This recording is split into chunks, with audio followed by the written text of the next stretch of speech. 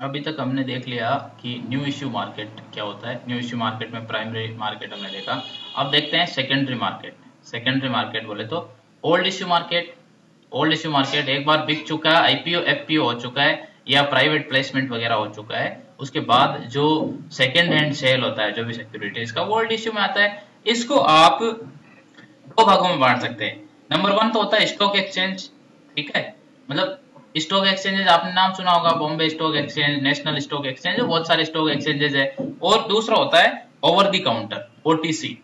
अभी इन दोनों में क्या फर्क होता है कि जो लिस्टेड कंपनीज होती है, स्टॉक एक्सचेंज में कंपनी को अपने आप को लिस्ट करना पड़ता है, लिस्ट करवाती है, तो लिस्ट करवा के वो कंपनी उस स्टॉक एक्सचेंज में अपने शेयर अब ऑथराइज हो जाते हैं अपने आप में उस स्टॉक एक्सचेंज में बिकने के लिए। और यानी यहां आप लिख दो लिस्टेड कंपनीज स्टॉक मार्केट में, और लिस्टेड जो नहीं है, लिस्टेड जो नहीं है, कहां लिस्टेड नहीं है, किसी स्टॉक एक्सचेंज में लिस्टेड नहीं है, तो वो over the counter, over the counter मतलब काउंटर के ऊपर।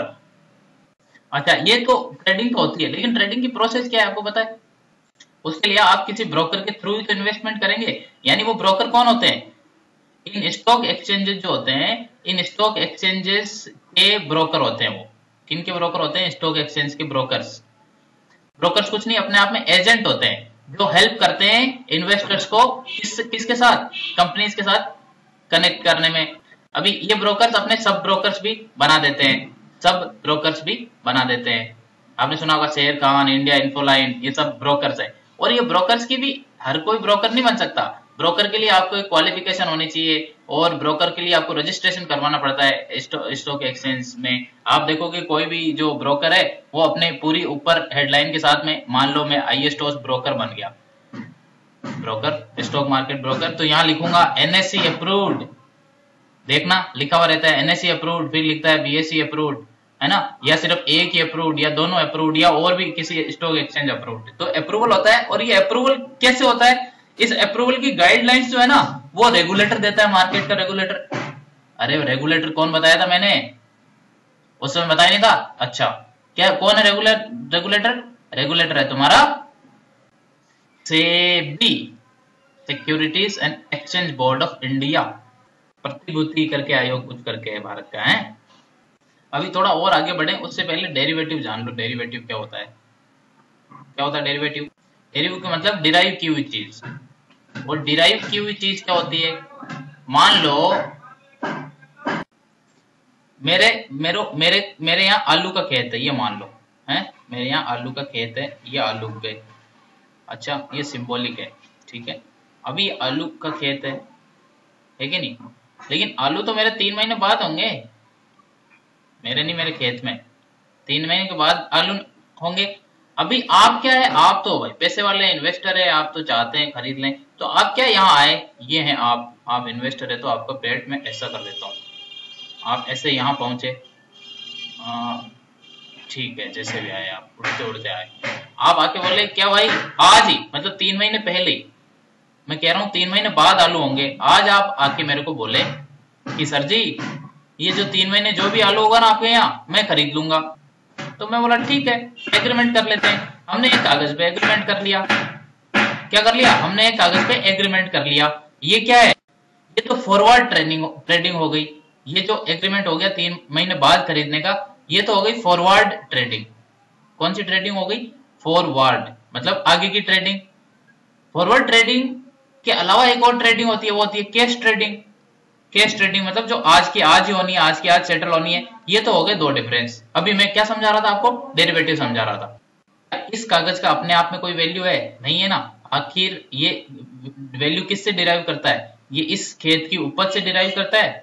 इसी कागज को ये इंस्ट्रूमेंट बना के मार्केट में बेच दे, यही आदमी मार्केट में यही एक इंस्ट्रूमेंट, ये अपने आप में इंस्ट्रूमेंट है, इसको इंस्ट्रूमेंट बना के बेचता रहे, तो फ्यूचर में इसकी जो वैल्यू है, इसकी वैल्यू किससे डिराइव की जाएगी? यानी इससे। यानी ये डेरिवेटिव हो गया। क्या हो गया? ये डेरिवेटिव हो गया। ये कौन सा? ये कागज है, ये डेरिवेटिव हो गया। ये किससे? आलू से। ये एक से एक क्रिएटिव बंदे होते हैं फाइनेंस वाले, एक से एक तरीका निकाल के लगा के पैसा निकलवा लेते हैं आपसे। इंटरेस्टिंग है ये तो गेम ऑफ फाइनेंस, तो गेम ऑफ थ्रोन से भी इंटरेस्टिंग है, अगर आप गेम ऑफ थ्रोन देखते हैं तो। क्या ये अपने आप में, यानी आप कह सकते हो कि फ्यूचर जो है ये क्या है, फ्यूचर ही तो है। अच्छा मैं फॉरवर्ड समझा दिया ना आपको, ये फॉरवर्ड अपने आप में क्या है, डेरिवेटिव है। अभी फॉरवर्ड के अंदर भी आते हैं ऑप्शंस एंड फ्यूचर्स। फॉरवर्ड में क्या आते हैं, ऑप्शंस एंड फ्यूचर्स।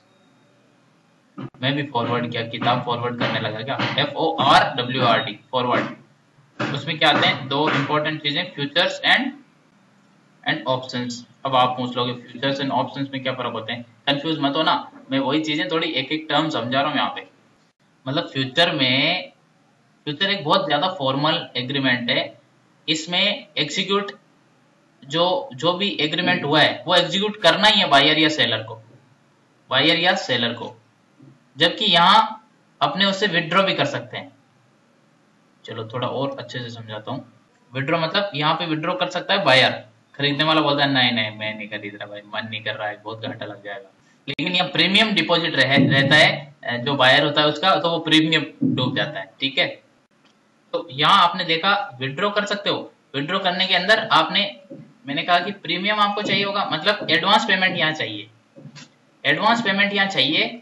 और किसमें, ऑप्शन में। जबकि फ्यूचर में एडवांस पेमेंट का जरूरत नहीं है। जब एडवांस पेमेंट का जरूरत नहीं हो, इसका मतलब सिस्टम फुल प्रूफ सिस्टम होगा भाई, कोई कोई तो फुल प्रूफ सिस्टम होगा ही ना। और ये full proof system, it means this is more formal. ये स्टॉक एक्सचेंज ट्रेडेड होती है, मतलब ये मान लो फ्यूचर्स बहुत मोर फॉर्मल होते हैं और ये कम फॉर्मल होते हैं। अभी आपको NSE BSE बता देता हूँ। NSE और BSE ये दो स्टॉक एक्सचेंजेस, फेमस एक्सचेंजेस है। नेशनल स्टॉक पहले देखते हैं BSE क्या है। BSE एशिया का सबसे पुराना 1887 में स्थापित हुआ स्टॉक एक्सचेंज है। ये जो स्टॉक एक्सचेंजेस वगैरह वगैरह है, ये सेबी के रेगुलेशन के अंडर में चलते हैं। इनके यहाँ कोई भी रजिस्टर करा सकता है, अपने आप को लिस्टेड करा सकता है। और ये लिस्टेड का जो सेकेंडरी वो है, वो यहाँ पे सेकेंडरी शेयर्स, सेकेंडरी सिक्योरिटीज ये सब बिकती है। शेयर सिक्योरिटी मैंने पिछले वाले वीडियो में समझाए, अच्छे से समझ लो। अगर नहीं समझ रहा है तो पीछे जाओ, सारे वीडियो देखो, 1 घंटे से ज्यादा नहीं लगेगा। इसकी फेमस है एक सेंसेक्स। सेंसेक्स क्या है, सेंसेक्स बोले तो sensitive index, Sensex sensitive index. Sensitive बोले तो sensitive to what, sensitive index. ये कुछ नहीं होती है, 30 टॉप कंपनी जो होती है रजिस्टर्ड टॉप कंपनीज, जो टॉप कंपनीज होती है ना, उनका मूवमेंट ये इंडेक्स देखती है। इंडेक्स क्या है भाई, लिस्ट तो है 30 टॉप कंपनियों का इंडेक्स, आज ऊपर चढ़ी या गिरी, यानी इससे पता लग जाता है कि देश की इकोनॉमी किस तरफ जा रही है ना। देश की इकोनॉमी की हालत इस इंडेक्स से पता लग जाती है। अच्छी परफॉर्म कर रही है तो मतलब कंपनियां अच्छा प्रॉफिट बना रही है, तभी तो लोग उनके शेयर्स के अंदर ट्रेड कर रहे हैं। याद रखना, मैं सेकेंडरी मार्केट की बात कर रहा हूँ, ट्रेड कर रहे हैं मतलब ये सेंसेक्स।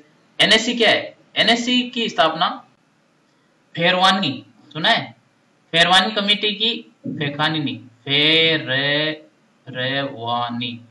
फेरवानी कमेटी की रिकमेंडेशन से इसकी स्थापना हुई थी NSE की 1993 में, है ना, 1993 में। IDBI प्रमोटेड है ये, IDBI और बाकी फाइनेंशियल इंस्टीट्यूशंस है, उनसे उन्होंने प्रमोट किया है। इसमें दो इंडाइसेस आपको देखना जरूरी है। नंबर 1 एक तो है निफ्टी, है ना, और नंबर 2 है निफ्टी जूनियर। आप इसको निफ्टी 50 बोल दो। क्यों निफ्टी 50 बोल दो, क्योंकि ये 50 टॉप कंपनी जो है ना निफ्टी, उनका ये मूवमेंट चेक करती है। 50 टॉप कंपनियों का कुल मिला के मार्केट ऊपर गया, नीचे आया या डूबा या वहीं चल रहा है, ये पता लग जाता है। और निफ्टी जूनियर क्या है, निफ्टी जूनियर ये बोनविटा जूनियर, हॉर्लिक्स जूनियर है, ये मतलब नेक्स्ट टॉप 50। अरे 100 का लिस्ट बनाया, टॉप 50 तो हो गई निफ्टी, और फिर उनसे नीचे वाली 50 हो गई निफ्टी जूनियर। ठीक है, इससे पता लगता है। ये दो इंडेक्सेस याद रखना, इंडाइसेस, और ये आपका BSE हो गया। कुछ तो बेसिक समझ में आया होगा। चलो अब ओके, बाय बाय। सब्सक्राइब कर लो, करना है तो, नहीं करना है तो क्या करें, गाली तो नहीं दे सकते ना।